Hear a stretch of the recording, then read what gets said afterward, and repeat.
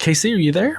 I am here. Hi, honey. Hi, how you doing? Oh, pretty good. Yeah? Yeah, I have heard that the post-processing that I do on the videos here makes it, like, unbearable to listen to. Oh, yeah? Yeah, so I just want to apologize to everybody out there right now for how unbearable it is to listen to our voices right now. Yeah. Anyways, today... we're going to be going through some more Bible shit. And, honey, I have an outline. We're not even going to have to go through it. Verbatim. Yeah, we're not going to have to go through it. Right. Okay. Okay. I've been working on these little summaries that we do at the beginning. Uh-huh. And I think this one is hitting the nail on the head. It really is. Oh, we haven't even got to Jesus yet. All right. So... today we're going to be going through 1 Kings 13, 14, 15, and apparently 2 Chronicles 11, 12, and 13 because they have broken up shit in different books for whatever the fuck reason. Chronological, to make the story go chronologically. Well, I meant like the original writers broke it up into 2 different books. Oh. For some fucking reason, instead of writing some kind of chronological shit. They don't know how to write stories back in 300 BC.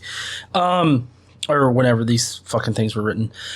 So, last time, God did a drive-by lion attack on his prophet for being a traitorous little bitch.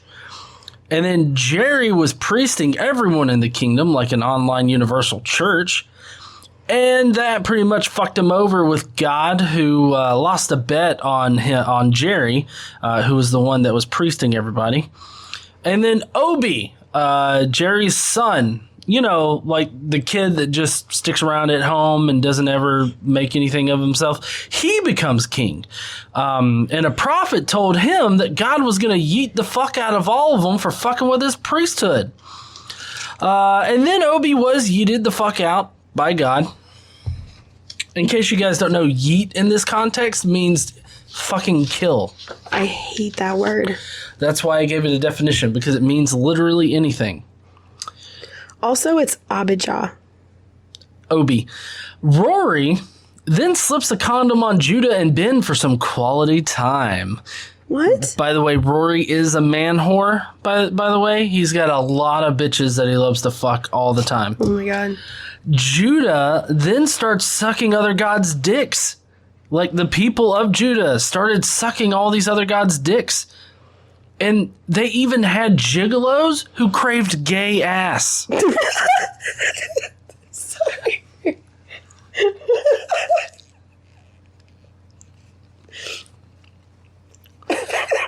Then God let Judah get all fucked up. Most likely up the bumhole. Jerry and Rory then played Modern Warfare for a couple of years. Hey, guys, if you don't know, Call of Duty Modern Warfare is coming out soon. I'll be playing it, but not streaming it.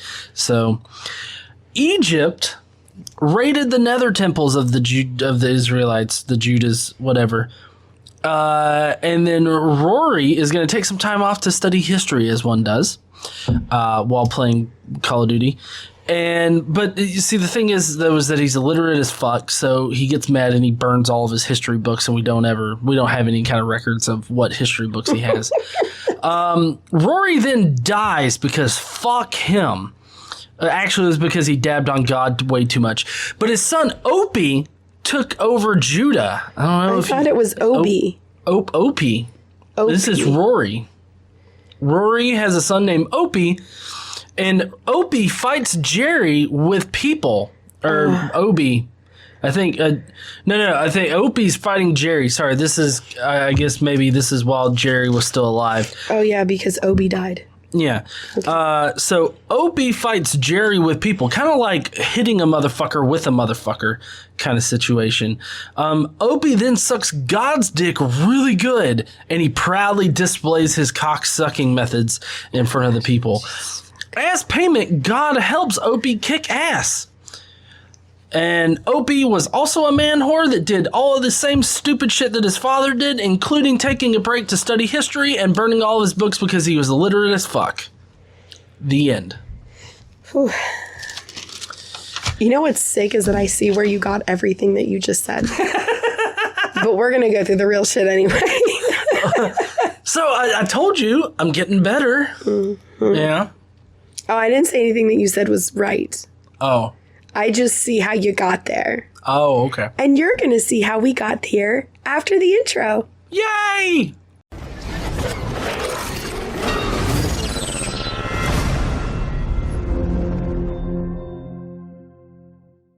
What's up, heathens? How y'all doing? So today we're going to be talking more about the storyline, and of course the Bible's going to do what it does best, and that's copy shit and paste it again.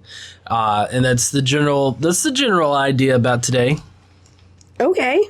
I think. I don't know. I'll let you go ahead and take it away because you know more about this Bible shit than I do, obviously. I mean, I thought the general idea was what happened before the intro. Well, I mean, yeah, that is the general idea, but apparently that wasn't right. Right. Okay, so we're starting 1 Kings chapter 13 at the very end because we're, continuing the story from last time. And so last time, Last time on the Bible. So if you remember... Rehoboam is Solomon's son, right? Rehoboam. Right. Rehoboam. Rory is Solomon's son, and he is king of Judah. He's the king of one tribe, but it talks about him being Judah and Benjamin. Benjamin remains with Judah. Okay. Yeah, because Benjamin and Judah are fucking. Yeah, and then Jerry becomes the king of Israel, all of the other tribes. And this is the last time he makes a bunch of random people priests, not the Levites. So the Levites all flee to Judah, okay? And then, there was the thing with that prophet who got killed. Anyway, so today we're going to start where Jeroboam continues his idolatry. So even after all of this, and the prophet comes and warns Jeroboam, the prophet who got killed, he doesn't change his evil ways, but once more appointed priests for the high places from all sorts of people. Anyone who wanted to become a priest, he consecrated for the high places. The male prostitutes got to be priests. The female prostitutes got to be priests. Even Jacob from down the street, who's one of those mimey things. Yeah, the guys you want to punch on the street, he got to be a priest too. You want to punch people on the street? No, I don't. Oh. I'm just talking about the Israelites because they're assholes. Oh, okay. So, anybody who wanted to become a priest, he consecrated. This was the sin of the house of Jeroboam that led to its downfall and its destruction from the face of the earth. Okay? So it's the priesting that is what caused God caused the destruction of this guy.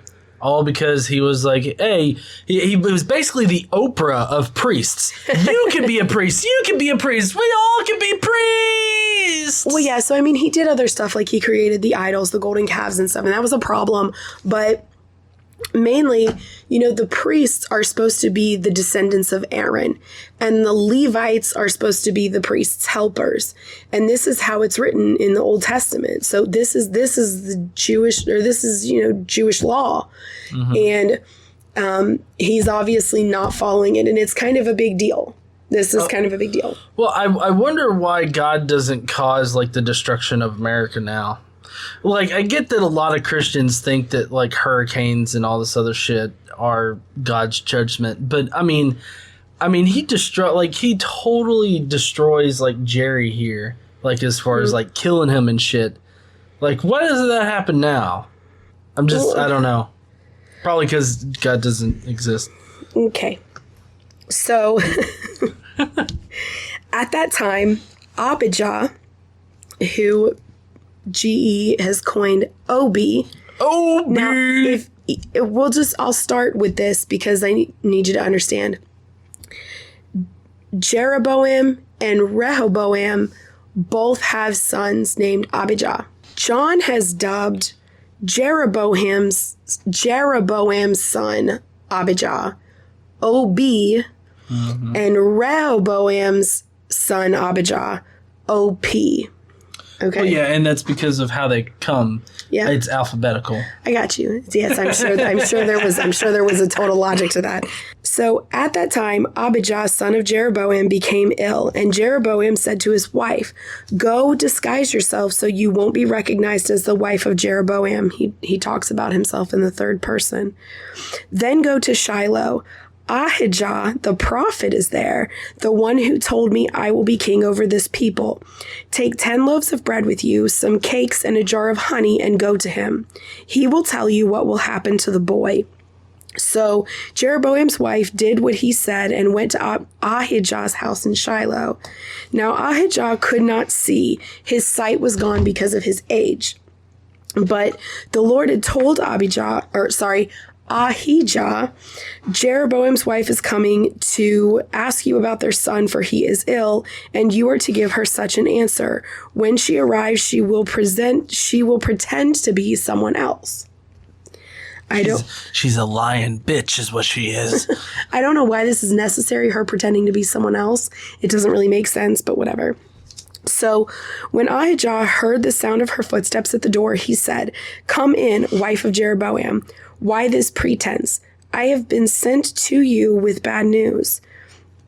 Go tell Jeroboam that this is what the Lord, the God of Israel, says. I raised you up from among the people and made you a leader over my people Israel. I tore the kingdom away from the house of David and gave it to you. But you have not been like my servant David, who kept my commands and followed me with all his heart, doing only what was right in my eyes." Hold on. That's not characteristic of David on the whole. I mean, sure, David did that for a while, and then David fucked up, and God was fucking him over.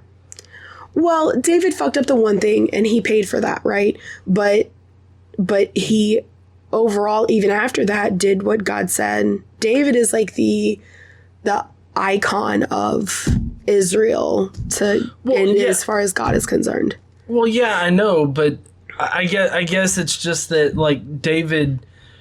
I thought at one point David fell from grace, and then God, like, I thought David fell from grace at one point, and even though he still kept, like, obeying God and everything like that, I thought that, he was still on God's shit list.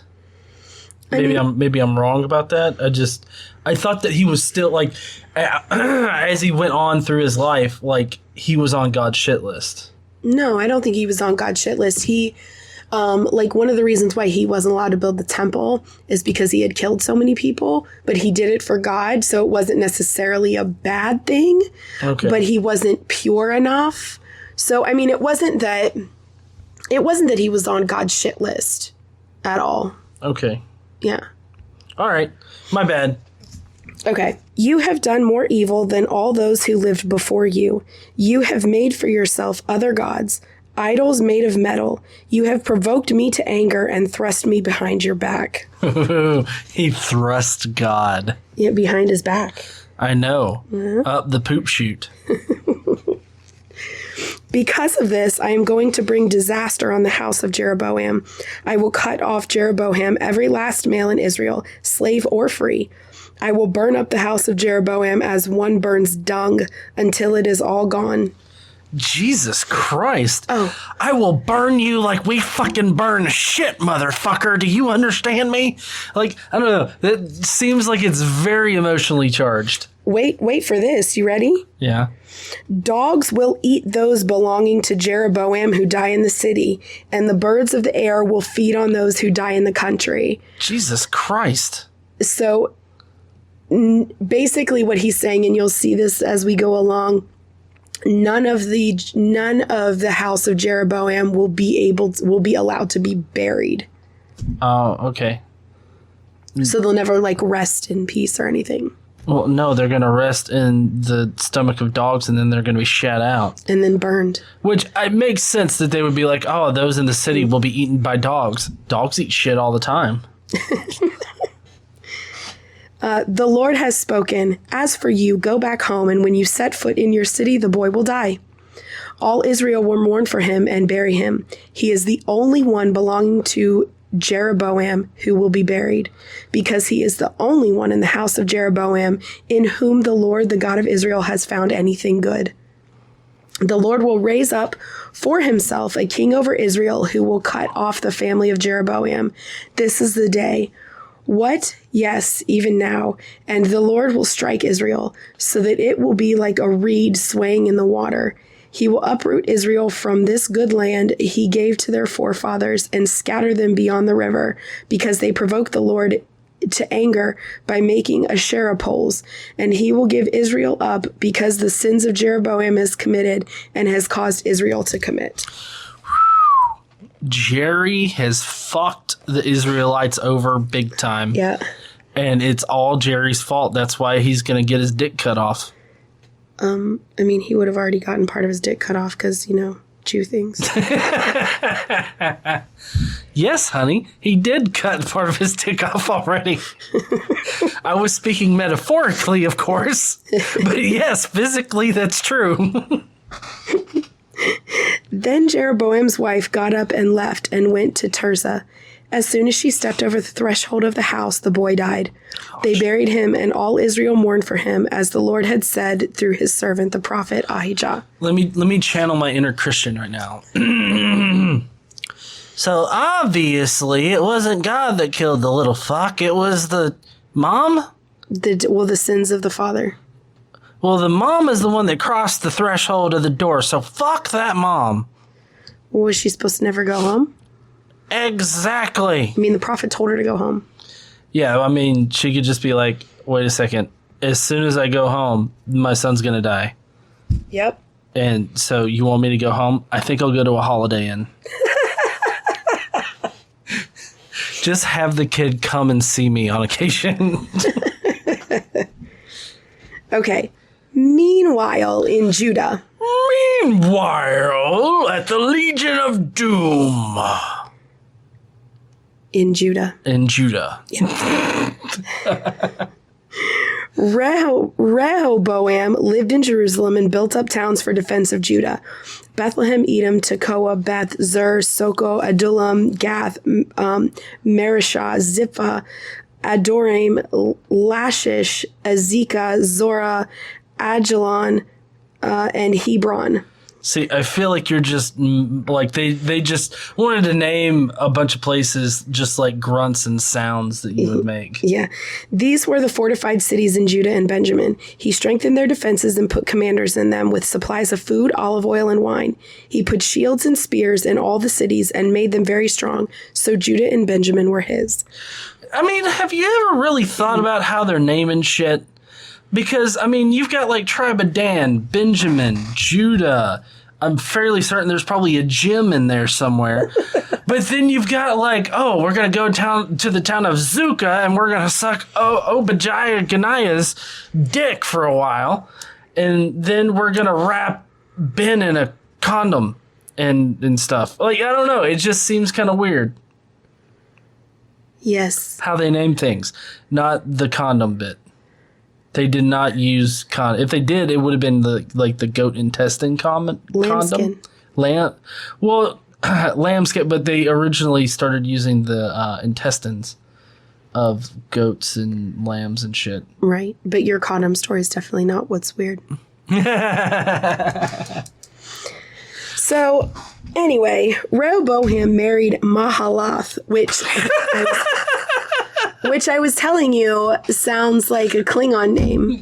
I would just love it if, like, at one point, it just wasn't, like, what was her name? Mahalath. Mahalath? It's like, oh, and this one is Maya, or Crystal, or Jasmine, or something like that. Like, I don't know. Like, I just feel like, as soon as they're going to prep us with all of these weird fucking names, and then they're just going to drop a Denise somewhere. Well, we're getting ready to go through some more names. You ready? Yeah. So Mahalath was the daughter of David's son Jeremoth, and of Abihail, the daughter of Jesse's son Eliab.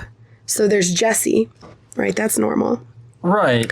She bore him sons, Jeush, Shemariah, and Zaham. Then he married Maacah, daughter of Absalom, who bore him Abijah, Attai, Ziza, and Shelomith. Rehoboam loved Maacah, daughter of Absalom, more than any of his other wives and concubines. In all, he had 18 wives and 60 concubines. Holy fuck. 28 sons and 60 daughters. You know what that tells me is that he likes to just fucking forget rather than fucking marry. I mean, I don't know. Like, at this point, what does it really mean to be married, like, in the Israelite community or nation? Because, like, what does it mean to be married to, like, 18 different people? Well, I mean, so the wives, the sons that the wives bear have more clout in the community, more power. They get an inheritance. The concubines' children don't. They're little bastards. Yes. I wonder, like, how do you determine, like, do you have to, like, graduate from concubine to wife or something like that? Well, like, no, it's like, you can't. You've been in a lot of hard work here lately, so. Well, no, actually you can't, because the wives would be mainly for, like, royalty or, like, from other nations. You know how nations combined by marriage? Like, yeah. Okay, so they would be princesses or whatever from other nations that would create some kind of... Why don't we know about these nations that he's making all of these fucking pacts with? That he's, like, trading, like, allegiance for pussy. Well, I'm just saying that that's normally how it worked. No, I know. Like, somebody from another land would want protection, so they'd give, the king their daughter as a wife. They rule this area, and whoever the king is will protect their area, and they'd become part of that nation if they give their daughter. You see, it's this kind of shit that I think about whenever somebody's like, the Bible's not misogynistic. It's like, holy fuck, what? Have you read the Bible? Now, the concubines would just be fuck like, buddies? Well, the women that they really want to fuck. I guess. Yeah. I mean, I don't know. What other uses do you have for, like, concubines as far as, like, that goes? Generally speaking, like, I don't know as far as this, but generally speaking, the idea is these would be the women that would be the company that they wanted to be around and have, and women they enjoyed there. These are women they selected. Like, usually their wives, I mean, they chose their wives too, but they chose them for power or property reasons. Right. The concubines they chose because they liked them, or they thought they were beautiful, or they wanted to fuck them, or whatever the other reasons are. There's no reason to be around them in regards to power or land or money or anything like that. Oh, these are the women they actually liked. These are so it'd be more of an emotional connection. Yeah. And he had an emotional connection with 60 other bitches. Well, yeah. Not to say that they didn't have any emotional connection with their wives. I mean, he said he liked Maacah the best. That he loved her the most. But she was one of his wives. Oh, a wife. Yeah, one of his wives. Maacah was one of his wives. I wonder which country he made an allegiance to get her. Well, I don't know, and I'm not saying that these were countries, that they're just areas like towns or whatever that somebody else ruled that would, you know what I mean? Like, not necessarily countries. Okay. No, I understand that. I want to remark here, and then we can move on, about how radically different this is to modern day ideas about marriage. Sure. And so, I mean, whenever you hear somebody talk about how marriage is a Christian institution, or it's an institution laid down by God, you just got to sit there and be like, oh, really? Well, back when marriage, in the OG days of the Old Testament, they would make, like, allegiance pacts, and they would have 18 fucking wives. So I don't really see the fucking connection. Well, I mean, they still did that. So they still did that in, like the Middle Ages. Oh, yeah. No, definitely. I didn't mean that it stopped back then. I just meant that, like, going as far back as even the Old Testament times, yeah. Mm-hmm. I mean, that marriage was never, like, primarily like love or anything like anything that we would know now, or any kind of arguments now that absolutely conservative Christians would throw out there. Definitely nothing is in the Bible about that kind of marriage. Well, so a lot of apologists will say that everybody who had multiple wives and whatever, that bad things always befell them. And one of the reasons is because of the spouse thing. But that is honestly never really brought up as a thing that is the reason why. The reasons are idolatry, or you're worshiping someone else, or you're making other people priests, or you're disobeying my orders. Like it's never really said that you have a bunch of wives and I told you could only have one. You know what I mean? Right. But it's never really said like that. Well, no, because it's all about obedience to God. And that's like the main, pretty much you could pull, if you had to pull out one major theme from this section, it's obedience to God. If you're not obedient to God, he's going to yeet the fuck out of you. Well, yeah. And so, just the idea that, apologists definitely use that all of these people get fucked up. And then they say that that's one of the reasons, but the Bible doesn't really say that that's one of the reasons. The Bible doesn't support that. Also, if you hear somebody use the whole idea that Adam and Eve were bonded together or whatnot, and that's proof of like one man, one woman, or man and woman marriage or something like that, that's total bullshit. Because even in the Old Testament, you have a variety of different kind of marriages. Just like this one. 18 wives, 60 fucking concubines, still a man whore like his father. Apple doesn't fall far from the tree. Not as bad. Well, no, because Solomon had like 800. Well, no, I was thinking concubines. Like he had, what was it, like 800 concubines, or maybe 700 concubines and 300 wives? Yeah. Whew, that motherfucker was connected. I'm telling you. So, okay. Rehoboam appointed Abijah, so his son with Maacah, to be the chief prince among his brothers, in order to make him king. He acted wisely, dispersing some of his sons throughout the districts of Judah and Benjamin, and to all the fortified cities. He gave them abundant provisions and took many wives for them. So after Rehoboam's position as king was established and he had become strong, he and all Israel with him abandoned the law of the Lord. He did evil because he had not set his heart on seeking the Lord. Judah did evil in the eyes of the Lord. By the sins they committed, they stirred up his jealous anger more than their fathers had done. They also set up for themselves high places, sacred stones, and Asherah poles on every high hill and under every spreading tree. There were even male shrine prostitutes in the land that craved gay ass. They engaged in all the detestable practices of the nations and the Lord had driven out before the Israelites. Like craving gay ass.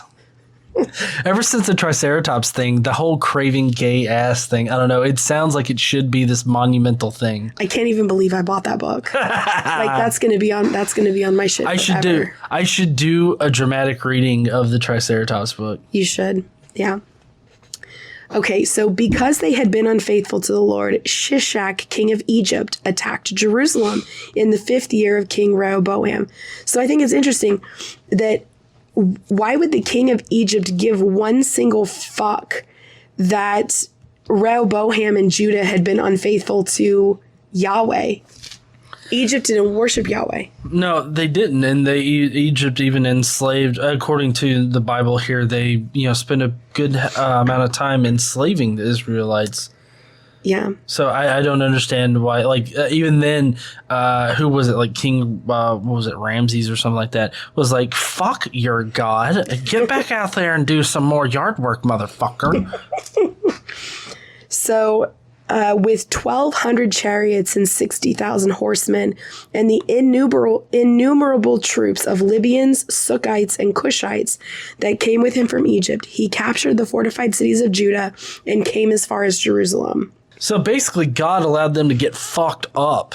Yes. And it's all because they worshipped another god. So next time, I want you heathens to think about that. When you're sucking another god's dick, God's gonna get you. Then the prophet Shemaiah came to Rehoboam and to the leaders of Judah who had assembled in Jerusalem for fear of Shishak. And he said to them, "This is what the Lord says. You have abandoned me. Therefore, I now abandon you to Shishak." The leaders of Israel and the king humbled themselves and said, "The Lord is just." They just accepted it and said, yeah, basically we fucked up. So, yeah. When the Lord saw that they humbled themselves, this word of the Lord came to Shemaiah. Since they have humbled themselves, I will not destroy them, but will soon give them deliverance. My wrath will not be poured out on Jerusalem through Shishak. They will, however, become subject to him, that they may learn the difference between serving me and serving the kings of other lands. When Shishak, king of Egypt, attacked Jerusalem, he carried off the treasures of the temple of the Lord and the treasures of the royal palace. He took everything, including the gold shields Solomon had made. So King Rehoboam made bronze shields to replace them and assigned these to the commanders of the guard on duty at the entrance of the royal palace. Whenever the king went to the Lord's temple, the guards went with him, bearing the shields, and afterward they returned them to the guard room. Because Rehoboam humbled himself, the Lord's anger turned from him, and he was not totally destroyed. Indeed, there was some good in Judah. There was continual warfare between Rehoboam and Jeroboam. They played Call of Duty Modern Warfare. Okay. King Rehoboam established himself firmly in Jerusalem and continued as king. He was 41 years old when he became king, and he reigned 17 years in Jerusalem, the city the Lord had chosen out of all the tribes of Israel in which to put his name. His mother's name was Naamah, and she was an Ammonite. As for the events of Rehoboam's reign from beginning to end, are they not written in the records of Shemaiah the prophet and of Iddo the seer that deal with genealogies? So this is the time he takes off for his history lesson, and then he burns his books because he can't fucking read. Well, so what's interesting is it says here, aren't the events written in these texts? Well, I don't know. They're lost texts. Nobody knows where they are. Nobody's seen them. They don't exist anymore. If they ever did, they don't now. Right. So he burned them because he's illiterate. I'm not saying that's definitely the answer, but okay. I'm saying that it's a possible answer. Okay. So Rehoboam rested with his fathers, and he was buried in the city of David, and Abijah his son succeeded him as king. So Rehoboam's dead now. Oh, yay, Roy fucked off. And we have Abijah. So in the 18th year of the reign of Jeroboam, son of Nebat, Abijah became king of Judah. So now if you remember, Jeroboam's son Abijah is dead. Right. Right. So this is Rehoboam's son Abijah, who is now king. That's my Opie, right? Opie is Opie. Yes. Mm-hmm. Opie. Okay. So he reigned in Jerusalem for 3 years. His mother's name was Maacah, and she was a daughter of Absalom. Okay, so there was war between Abijah and Jeroboam. Abijah went to battle with a force of 400,000 able fighting men, and Jeroboam drew up a battle line against him with 800,000 able troops. Abijah stood on Mount Zemaraim in the hill country of Ephraim and said, Jeroboam and all Israel, listen to me.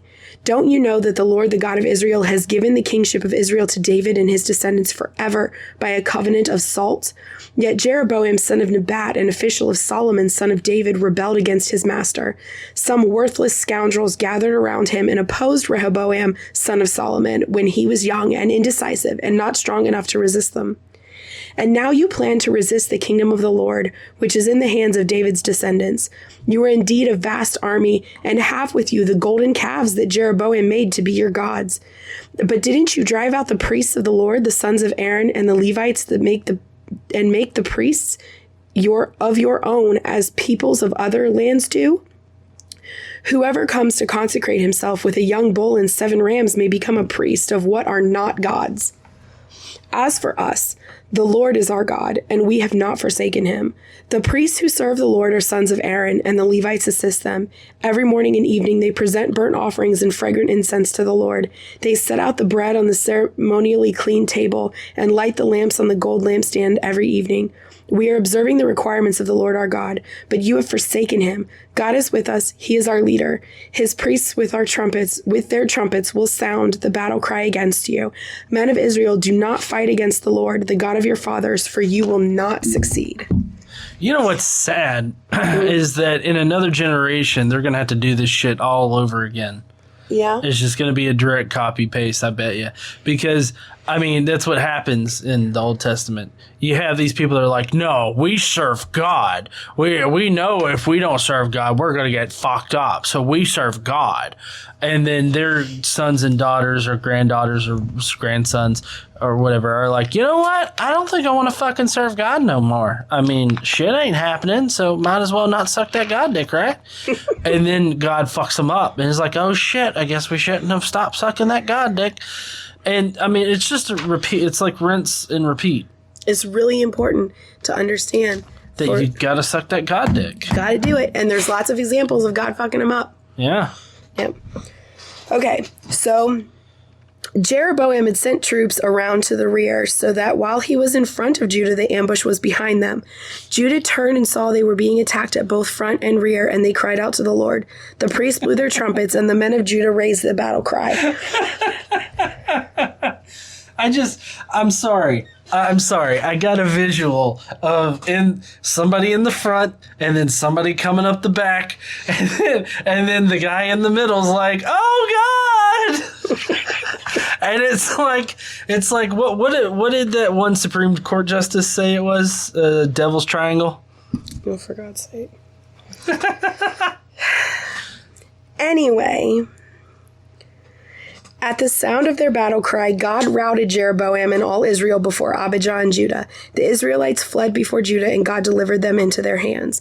Abijah and the men inflicted heavy losses on them, so that there were 500,000 casualties among Israel's able men. Jesus fuck. Yeah. And the men of Israel were subdued on that occasion, and the men of Judah were victorious because they relied on the Lord, the God of their forefathers. Or their fathers, sorry, not forefathers. Just think about it. I mean, this is why they need so many concubines and wives. They got to get to fucking so they can replenish their 500,000 they kill in one day. Yeah. And it's like, it happens all the fucking time. It's weird. It's like, apparently they just had a multi-million person community or kingdom or something like that. And every time they forget about God and his fucking, they have to fight and kill half of everybody. Yeah. Yeah. It's weird. So Abijah pursued Jeroboam and took from him the towns of Bethel, Jeshanah, and Ephron, with their surrounding villages. Jeroboam did not regain power during the time of Abijah. But Abijah grew in strength. He married 14 wives and had 22 sons and 16 daughters. How many concubines? It does not say. It doesn't say. He had 256 concubines. I'm just going to call it right now. So he committed all the sins his father had done before him. His heart was not fully devoted to the Lord his God, as the heart of David his forefather had been. Nevertheless, for David's sake, the Lord his God gave him a lamp in Jerusalem by raising up a son to succeed him, and by making Jerusalem strong. For David had done what was right in the eyes of the Lord, and had not failed to keep any of the Lord's commands all the days of his life, except in the case of Uriah the Hittite. So they say, yeah, except in that case. There's one little caveat. It's it's David, star. He fucked up one time. Yeah. He's got one blemish on his fucking record. Yeah. So the other events of Abijah's reign, what he did and what he said, are written in the annotations of the prophet Iddo. We don't know that lost text. Yeah, we don't have that shit. So I like how they just sort of reference another text here as if, oh, this shit'll be around forever. It's like, no, this shit ain't around forever. There, Kimosabi. And Abijah rested with his fathers and was buried in the city of David. So that's all for today. Oh, that's all for today. So wait, who was buried in his father's city with his ashes? Abijah. That's Opie. Opie. Opie. Mm-hmm. Right. Got it. Rehoboam's son. Right. I wonder who takes over Solomon's grandson. Solomon's grandson. David's great-grandson. We're not going to go through lineage. I mean, that's a Bible thing to do. Yeah. I mean, it's a Bible podcast. Yeah, but we don't have to act like the Bible. I mean, I've been talking about man, whores, and craving gay ass. Yeah, I know. So what are we covering next week? So next time we still have two kingdoms that are in contrast, right? We're going to talk about we're going to have some reform going on in Judah. Wait a second. There were more than 500,000 fucks in the Israelite kingdom? Yeah, remember they brought 800,000 able-bodied troops just in Israel. Mm-hmm. Judah brought 400,000. Oh, yeah. Yeah, so because of Judah had God on their side, so they were able to So they killed 500,000 of the 800,000 of the Israelites. And there's Israelites. Still 300,000. 400,000 of them and 300,000 of the Israelites. But this is just able-bodied soldier men, so there's tons of other people. So wait a second. You're trying to tell me that Judah went like 500,000 and 0? Well, I mean, probably not. I'm sure if this battle would have happened, no. But in the Bible, it doesn't talk about... It doesn't talk about any losses for the side of Judah. Right. It's certain that there were. That is an awesome KD ratio, I gotta tell you. Yeah. So there's going to be peace under Asa. Now, Asa succeeds Abijah as... Asa is Abijah's son and succeeds him. And there's peace during that time. Asa reforms Judah, so we're going to talk about that. We're going to talk about there's going to be an assassination. Oh shit! Is it God assassinating him with his lightning dick? No, Jared. I hate to like give up too much, right? Because we want you to listen next week. But there is an assassination. We're going to have another death besides the assassination. Right? Okay. So there's some crazy shit going on in Israel. In Judah, we're gonna meet Ethiopians in Judah. There's gonna be, shit's gonna get fucked up, and then there's gonna be more reform, and more peace. Then we're gonna have a renewal of covenant. Oh, again? Yay! Mm-hmm. Do we have to cut more of our dick off for this one? Or is it just sort of like dick cut off? Does it work like the tiers here on YouTube when you join the Skeptic Mafia? No. You have to cut your dick off, you cut part of your dick off, but you've also got to do these other things. Yeah. I mean, you got to do a lot of things. Yeah. Yeah. You don't have to do anything to join the Skeptic Mafia except hit join. Smash that join link. We've got levels. And emojis. The best emojis. And we need more members so I can keep adding emojis. Yeah. There's going to be some crazy shit that happens with Mecca, who we met today. Right. Right. Make me a sandwich?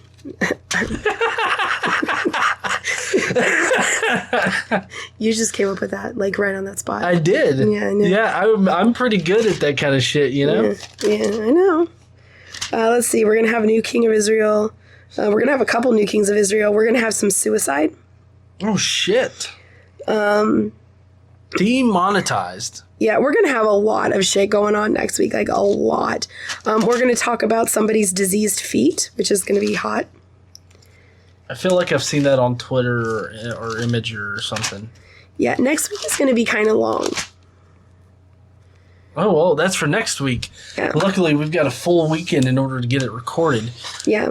So, if you heathens will, please leave us a comment down below if you've made it all the way to the end. We would love to know how many of you lovely people are listening all the way through the podcasts. And while you're down there, make sure you smash that like button and subscribe. Hey, you could join the Skeptic Mafia and you get to use all those lovely emojis everybody's been putting in the chat there. Mm-hmm. Yeah. Unless you're listening on the podcast platforms, which we're working on getting up to date on the podcast platforms. I'm working with Uhan Roderick. Yes, Uhan is the man. Yeah, he runs a very good podcast.com where he's got a few other podcasts that are being fed out of there, and he's helping us get all set up on all the podcasting platforms in case you guys want to listen to us there. Yeah. But as always, don't forget to stand up and use your voice. bye, heathens. Bye, y'all.